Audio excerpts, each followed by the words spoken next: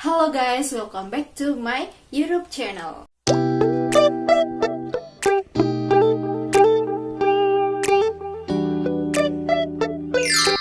Oke, pada kesempatan kali ini aku bersama teman-temanku akan menjelaskan kepada kalian mengenai materi digital bisnis ya. Tentang apa itu, pokoknya sesuatu hal yang penting gitu ya buat kalian semua. Oke. Oke, sebelum kita lanjut ke materi, teman-teman di sini pasti pernah dong yang namanya belanja online, iya kan? Pasti pernah kan? BTW kalian tim mana nih? Tim beli di Shopee atau beli di Bukalapak atau tim yang lainnya nih? Nah, menurut kalian mereka itu e-commerce atau digital bisnis sih? Emang mereka beda ya? Apakah mereka sama? Oke, materi kali ini mengenai e-commerce, digital business, dan analisis pasar untuk e-commerce. Oke, kita langsung aja masuk ke materinya. Di sini saya akan menjelaskan tentang beberapa hal mengenai pengenalan dari e-commerce dan bisnis digital. Yang pertama yaitu pengertian. Pengertian dari bisnis digital sendiri yaitu suatu jenis bisnis yang menggunakan kecanggihan teknologi dan jaringan internet untuk membuat suatu produk dan dalam memasarkan produk tersebut.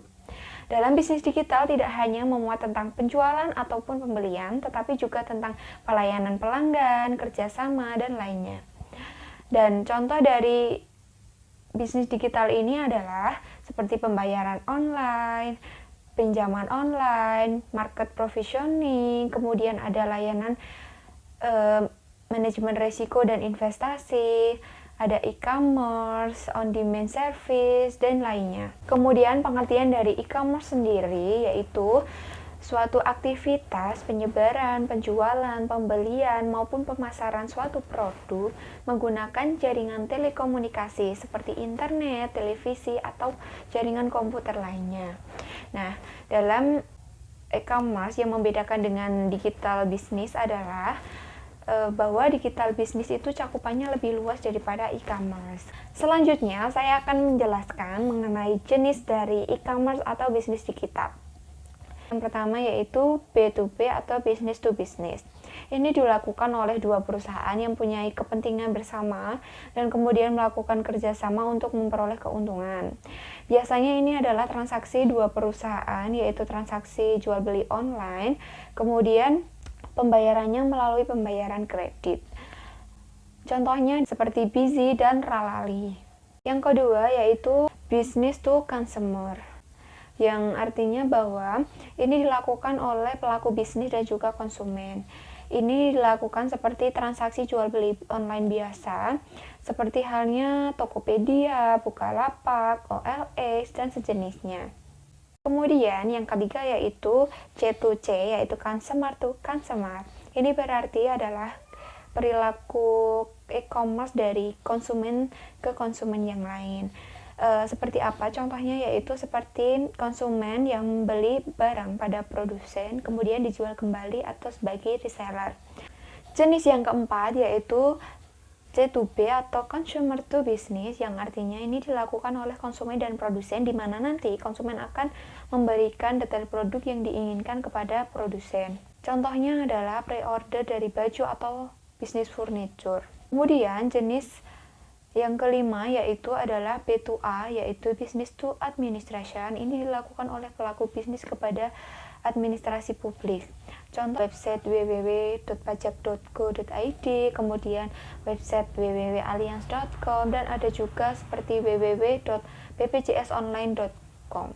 Selanjutnya adalah saya akan menjelaskan cara pembayaran di dalam bisnis digital atau di dalam e-commerce.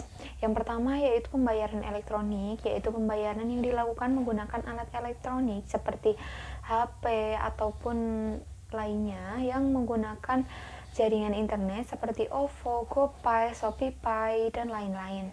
Kemudian yang kedua yaitu cash on delivery atau COD, di mana ini biasanya menggunakan jasa kurir atau bisa langsung dari produsen ke konsumen dengan cara langsung bertemu dan membayar di tempat. Kemudian yang terakhir pembayaran lewat transfer, ini biasanya menggunakan jasa atau dari fitur bank yang dimana konsumen bisa transfer melalui fitur tersebut kepada produsen. Kemudian saya akan menjelaskan mengenai keuntungan dan kerugian penggunaan atau penerapan dari bisnis kita. Yang pertama yaitu pemasaran akan lebih luas. Yang kedua yaitu mampu meningkatkan loyalitas dari pelanggan. Yang ketiga yaitu mampu mengurangi biaya operasional, dapat mempersingkat waktu produksi, selalu buka, dan mempermudah pembayaran karena bisa dilakukan secara online. Sedangkan kerugian dari penerapan bisnis digital ini antara lain, yang pertama pencurian informasi yang berharga, yang kedua kehilangan bisnis karena gangguan layanan, yang ketiga adalah kerugian tak terduga, yang keempat adalah hacking atau peretas dalam situs. Halo guys, saya Lilis Rahayu. Pada kesempatan kali ini, saya akan membahas 2 poin terkait materi kita hari ini. Yang pertama adalah perbedaan atau hubungan antara e-commerce dan digital business. Dan yang kedua, kita akan berbicara mengenai analisis pasar e-commerce. Langsung saja pada poin yang pertama, yaitu perbedaan atau hubungan antara e-commerce dan digital business. Perbedaannya akan nampak pada gambar berikut. Digital business atau sering juga disebut sebagai electronic business itu merupakan lebih kepada suatu transaksi atau berbagai transaksi yang dapat dilakukan secara elektronik atau digital dalam sebuah perusahaan, termasuk di dalamnya sistem informasi yang telah dirancang dan di bawah kontrol perusahaan.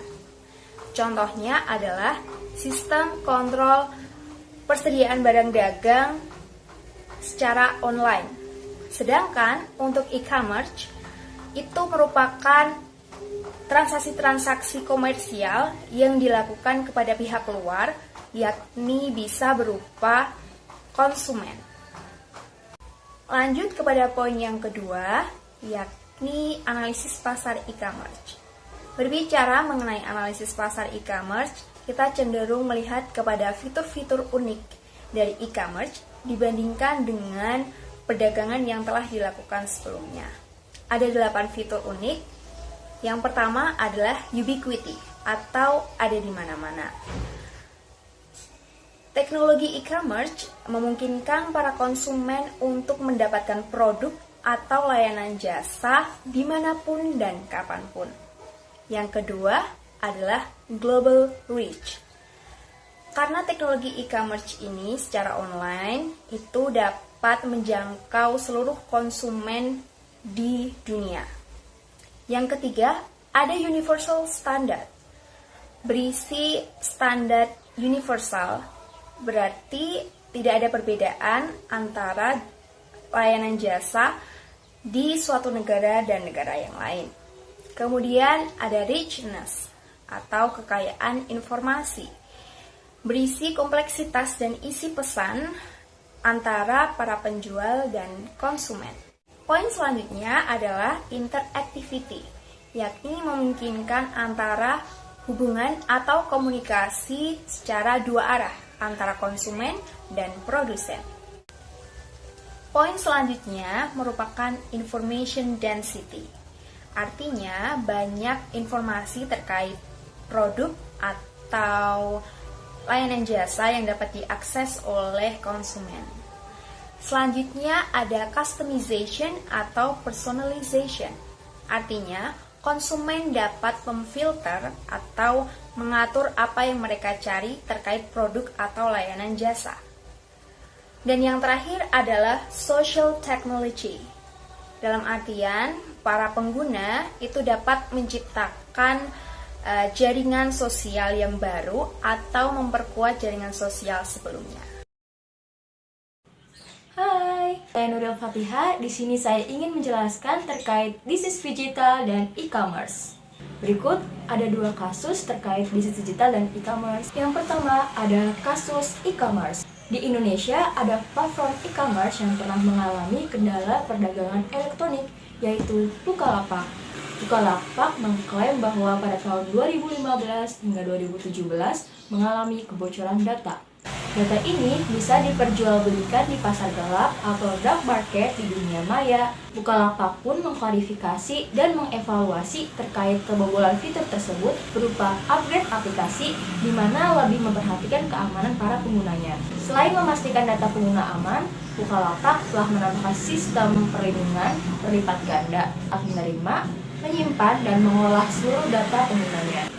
Kasus kedua terkait kasus bisnis digital. Kejahatan, pelanggaran, dan penyimpangan bisnis digital tidak selalu dikaitkan dengan kesalahan transaksi. Namun, perlu kita perhatikan saat mendigitalisasi bisnis kita, harus memahami adanya kode etik dalam berbisnis. Nah, di sini saya akan membahas pelanggaran kode etik yang dikatakan sebagai kejahatan dalam dunia bisnis, yang disebut dengan cybersquatting. Cybersquatting adalah perbuatan mendaftarkan domain name dari nama-nama perusahaan atau produk terkenal milik pihak lain tanpa izin dengan tujuan untuk menjual kembali domain name yang telah didaftarkan kepada pihak yang seharusnya memiliki domain name tersebut. Domain name adalah alamat internet atau biasa kita sebut dengan website yang dibuat oleh perusahaan sehingga dapat diakses oleh masyarakat umum melalui jejaring internet.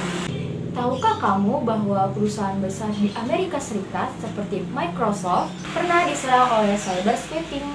Microsoft pernah memiliki sengketa kejahatan bisnis terkait domain name pada tahun 1995, di mana seorang mahasiswa mendaftarkan merek atau domain name produk dari Microsoft dengan nama Windows95.com. Windows merupakan produk sah dari Microsoft. Ternyata dalam kasus ini, motif mahasiswa untuk mendaftarkan nama tersebut bukan untuk keperluan promosi perusahaannya, namun bermotif sebagai strategi untuk menjual kembali domain name tersebut kepada perusahaan Microsoft. Perlu kita ketahui bahwa dalam pendaftaran merek terkandung asas first come first serve, artinya siapa yang lebih dahulu mendaftar, maka ialah yang berhak atas suatu merek. Berlaku pula pada domain name ini, sehingga solusi untuk menyelesaikan kasus tersebut di mana belum adanya payung hukum di Amerika Serikat, maka perusahaan Microsoft itu akhirnya membeli domain name yang telah didaftarkan oleh mahasiswa tersebut. Nah, itu dia penjelasan dari kelompok kami. Bagaimana kalian pasti udah jelas kan mengenai e-commerce, digital business, dan analisis pasar untuk e-commerce. Semoga materi yang kami berikan dapat bermanfaat dan mohon maaf bila ada kesalahan. Sekian dari kami. See you. Oh iya, jangan lupa ya untuk di like, comment, dan subscribe. Oke, see you.